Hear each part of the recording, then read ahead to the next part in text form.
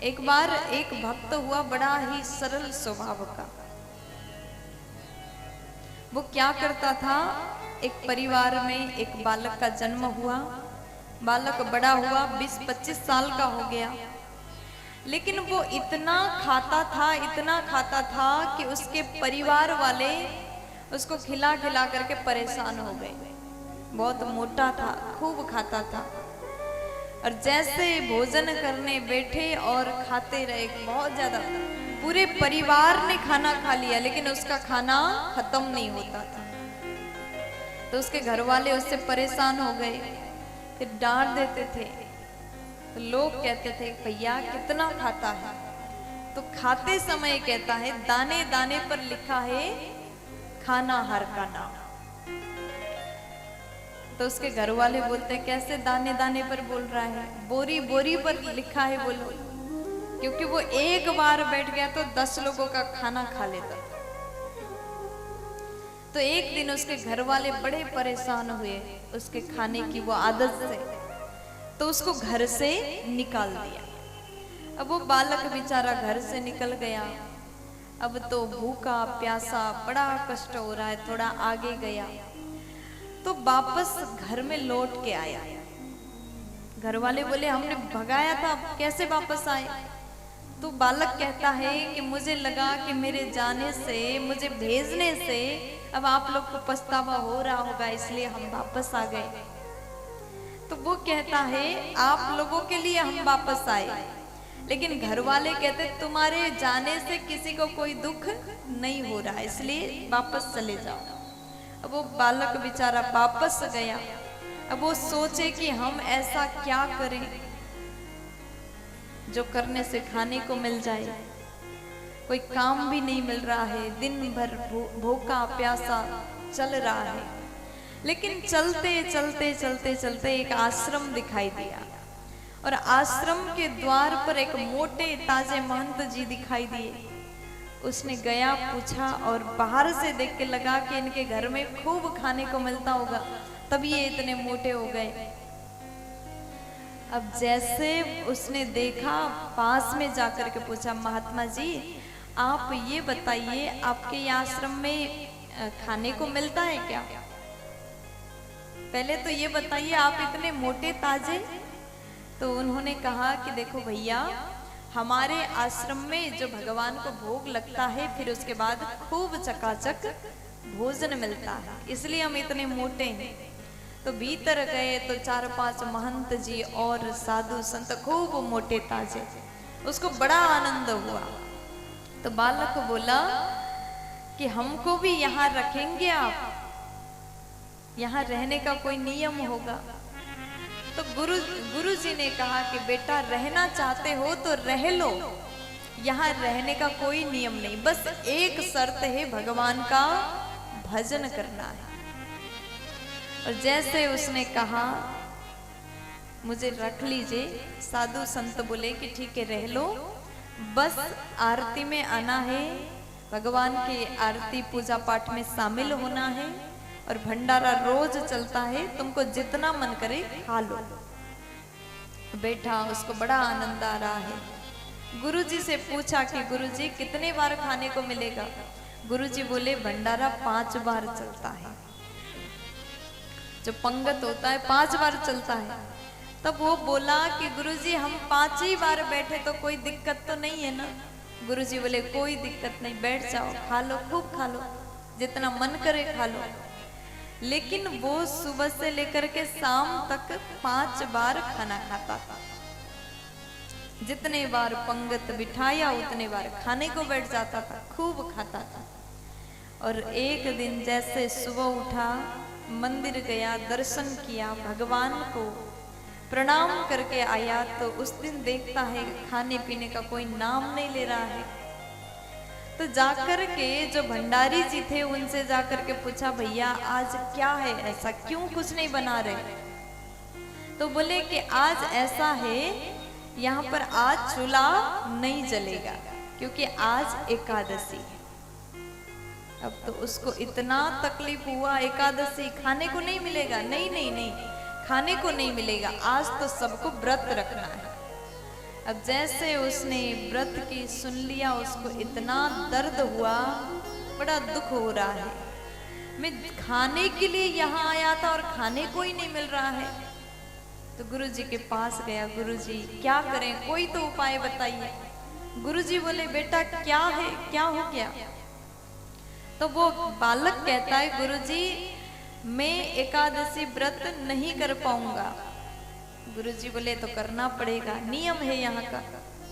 तुम यहाँ रहते हो, भगवान के सानिध्य में रहते हो, तो एकादशी तो करना पड़ेगा। वो कहता है गुरुजी अगर एकादशी में कर लूंगा तो द्वादशी तक बचूंगा ही नहीं। मुझे बहुत भूख लग रही, पेट में चूहा घूम रहे, कुछ करिए, कुछ उपाय करिए। अब गुरुजी समझ गए बालक बड़ा दुखी है, बहुत भूखा है, बड़ा भूखड़ व्यक्ति था ये, खूब भूख लगती थी इसको।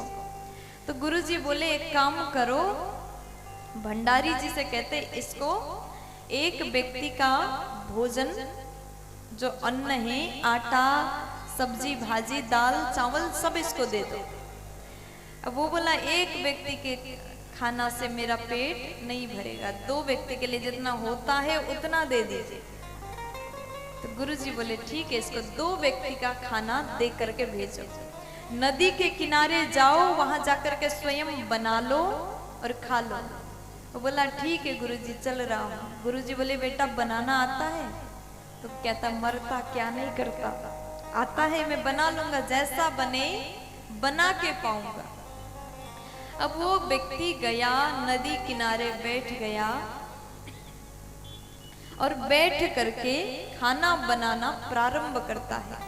और गुरुजी ने जाते समय बोल दिया था कि जब भोजन बनेगा तो भगवान को भोग लगा करके ही पाना, बिना भगवान को खिलाए मत खाना।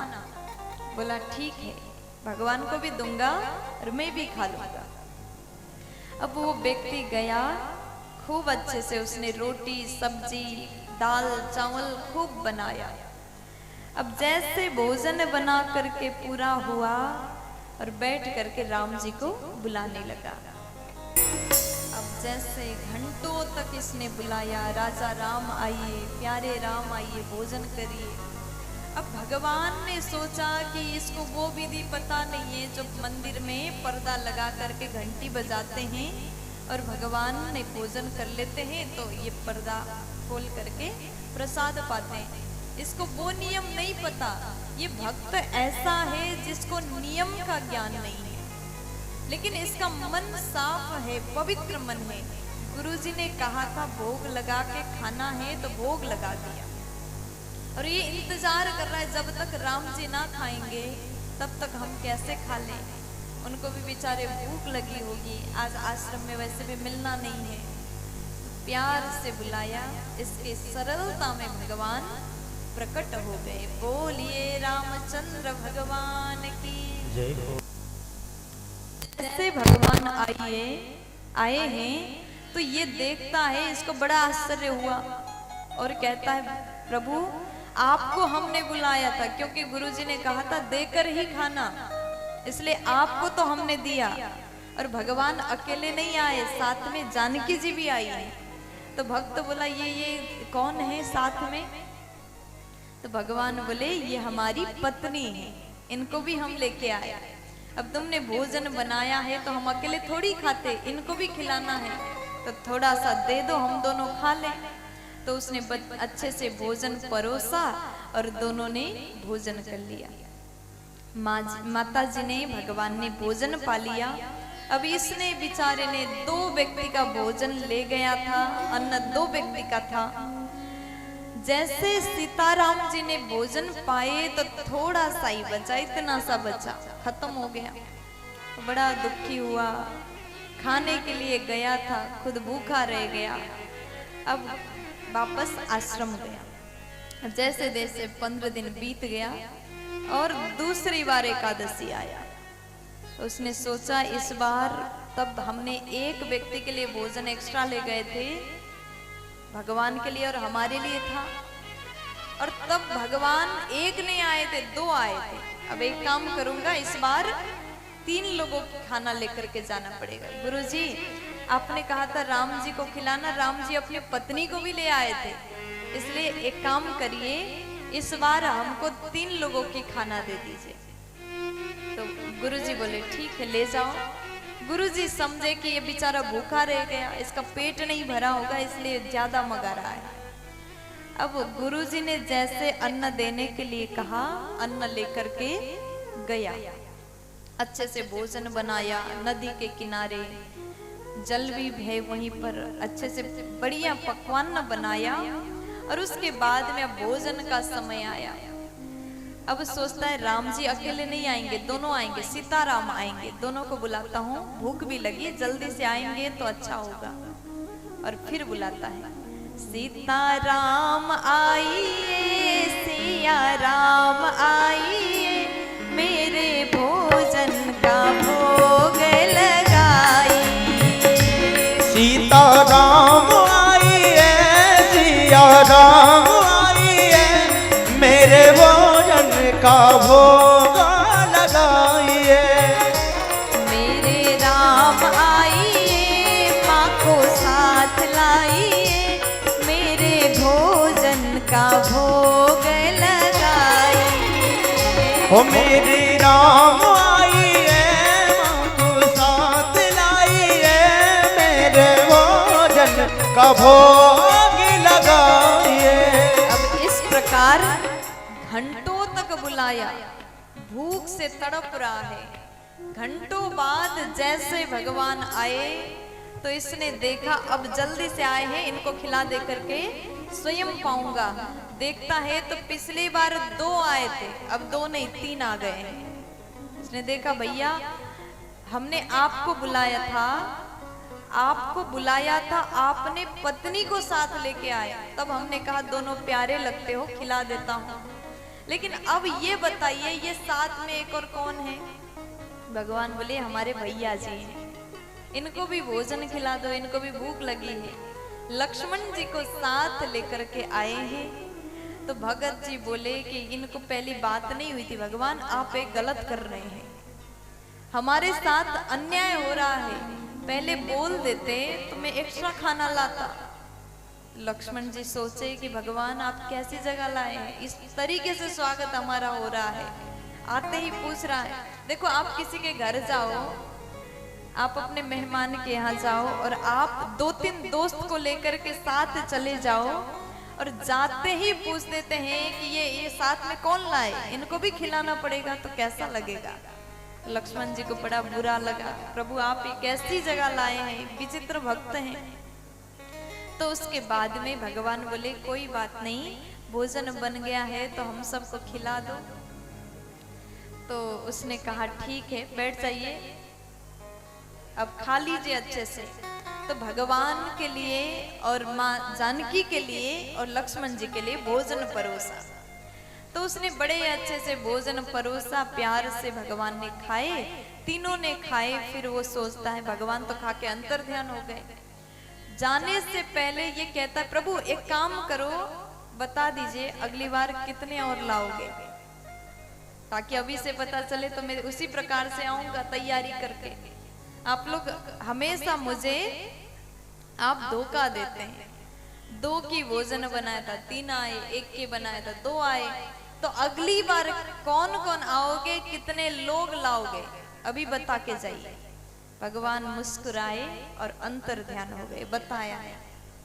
अब इसने सोचा कि मैं भूखा रह जाता हूँ, रोज हम भूख में तड़प रहे हैं, खाने को नहीं मिलता, आज भी बेचारा भूखा रह गया। अब बड़ा दुखी होकर के गया। गुरुजी ने पूछा क्या बात है? कुछ नहीं गुरुजी, आपने भगवान को खिलाने के लिए कहा था, हम खिला के आ गए। तो गुरुजी सोचते हैं बेचारा कम पड़ता होगा, इसको ज्यादा खाने का आदत है। तो घर आया और फिर दोबारा एकादशी हुआ तो इसने गुरुजी से कहा गुरुजी इस बार बहुत ज्यादा देना अन्न। गुरु को लगा कि ये पक्का बेचता होगा, इतना तो नहीं खा सकता, ये बेचता होगा। और जैसे ये अन्न लेके घर से निकला, गुरुजी पीछे पीछे छुप करके पीछा कर रहे हैं। अब वो गया पेड़ के नीचे नदी के किनारे बैठा और इसने सोचा आज पहले बुला लेता हूं, फिर वही लोग भोजन बना लेंगे। प्यार से बोलो। तो बैठा संकीर्तन कर रहा है, राजा राम आइए संग सीता लाइए, मेरे भोजन का भोग लगाइए। राजा राम आइए सीता साथ लाइए, मेरे भोजन का भोग लगाइए। हो राजा राम आइए, प्यारे राम आइए, मेरे भोजन का भोग लगाइए। राजा राम आइए, प्यारे राम आइए, मेरे भोजन का भोग लगाइए।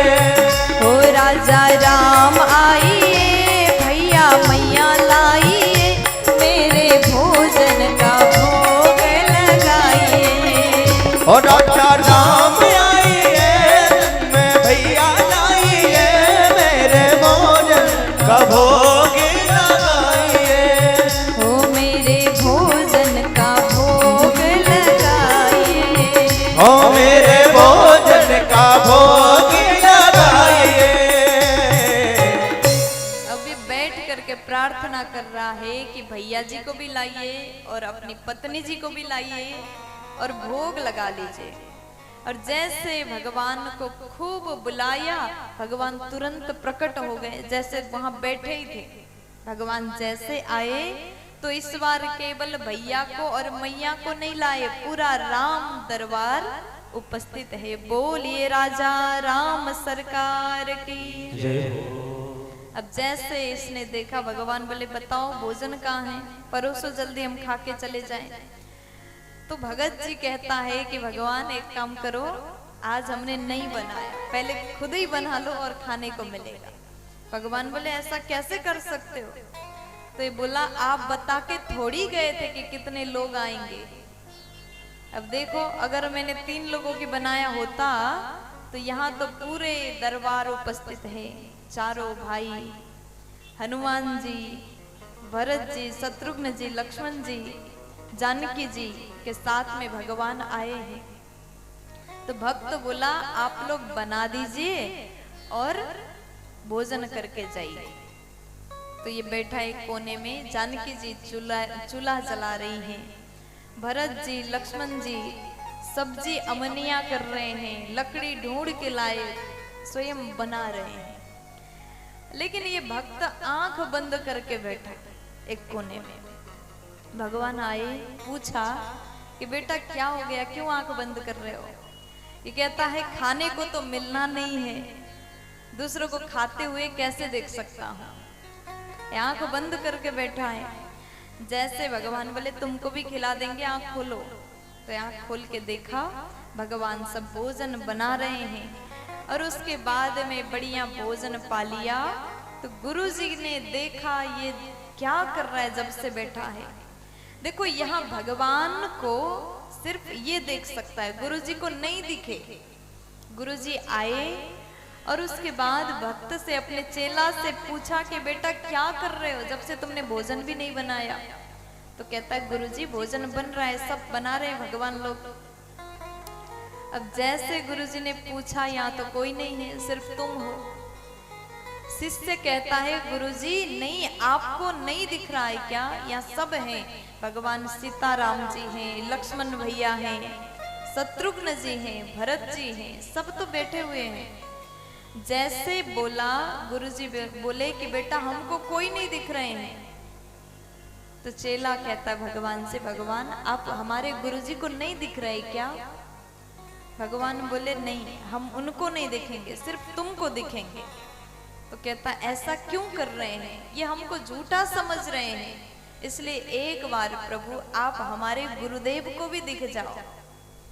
भगवान ने कहा तुम्हारे गुरुजी विद्वान हैं, तुम्हारे गुरुजी ज्ञानी जरूर है, हम उनको नहीं दिखेंगे, हम तुम्हें इसलिए दिख रहे हैं क्योंकि तुम्हारे भीतर सरलता है, तुम्हारे अंदर सच्चा प्रेम है, इसलिए तुम्हें हम मिल गए।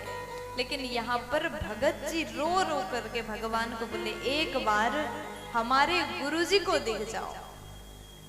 भगवान मान गए भगत की बात और गुरुजी को भी दिख गए। बोलिए सीता रामचंद्र भगवान की जय हो। और जैसे गुरुजी ने दिखा, प्रणाम करते हैं, गुरु धन्य हो गए। आज हमारे ऐसे चेला के कारण से हमें भगवान मिल गए।